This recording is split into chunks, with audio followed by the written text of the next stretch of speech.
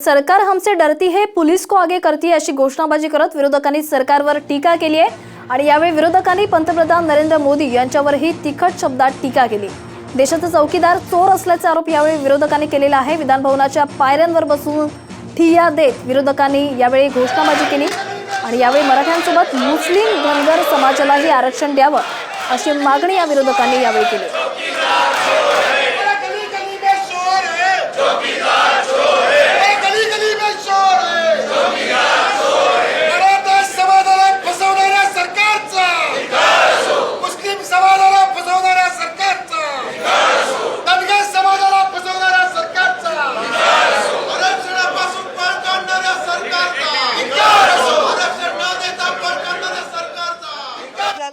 आरक्षण दिलं पाहिजे, ओबीसीच्या आरक्षणाला धक्का न लावता दिलं पाहिजे आणि मुख्यमंत्री स्वतः सुद्धा त्याच मताचे आहेत आणि मला पूर्ण विश्वास आहे ते योग्य आणि अत्यंत प्रभावी निर्णय घेतील।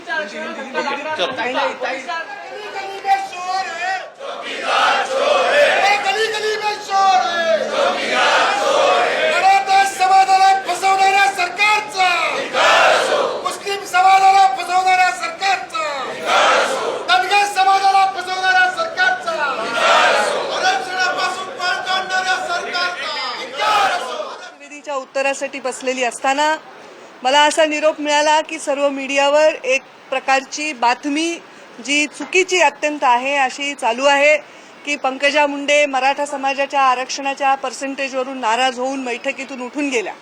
ही बातमी किंवा ही अफवा आहे आणि ही अत्यंत चुकीची माहिती आहे।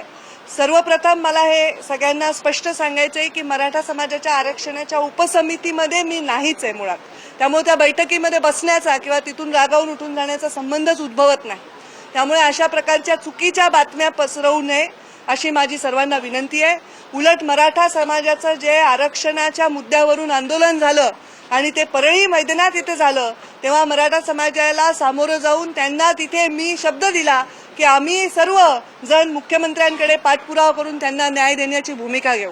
त्यामुळे आता त्या आरक्षणाच्या संदर्भामध्ये पंकजा मुंडे नाराज अशा प्रकारची चुकीची बातमी लावून कृपा करून आपण लोकांच्या मनामध्ये मनभेद आणि बुद्धिभेद होण्याचा प्रयत्न जो होतोय तो टाळावा। मी आपल्या सगळ्यांना नम्र विनंती करते अशा चुकीच्या आपण बातम्या लावू नये। आपल्या सर्वांना ज्ञात आहे की मराठा समाजाच्या आरक्षणाची जी उपसमिती आहे त्याची मी मुळात मेंबरच नाहीये, त्यामुळे या बैठकीतून मी उठून जाण्याचा प्रश्नच उद्भवत नाही। मी त्या बैठकीतच नव्हते, त्या बैठकीची मी सदस्यच नाही, त्यामुळे मी मुद्दा मांडण्याचा विषयच उद्भवत नाही। मी त्या बैठकीत गेलेली नव्हते, हे चुकीचं आहे। बैठकीत मी जाण्याचा प्रश्नच नाही। आतापर्यंत अनेक बैठका उपसमितीच्या झाल्या, त्याला मी कधीच गेलेली नाही। हे चुकीची माहिती आहे, तिथे बैठक सुरू नव्हती। त्या एका हॉलमध्ये आम्ही सर्वजण बसलो होतो, त्याच्यामध्ये बैठकीत नसलेले सदस्य बैठक सुरू व्हायच्या आधीच बाहेर पडले, त्यामुळे हे चुकीचं आहे।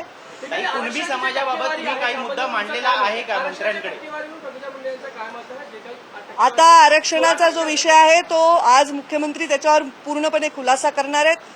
मी किंवा अनेक लीडर आहेत, माझ्याबरोबर सन्माननीय मंत्री गिरीश महाजन आहेत आणि अनेक काम करणारे आमदार असतील, लोकप्रतिनिधी असतील, सर्वांचं हेच मत आहे की मराठा समाजाला आरक्षण दिलं पाहिजे, ओबीसीच्या आरक्षणाला धक्का न लावता दिलं पाहिजे आणि मुख्यमंत्री स्वतः सुद्धा त्याच मताचे आहेत आणि मला पूर्ण विश्वास आहे ते योग्य आणि अत्यंत प्रभावी निर्णय घेतील।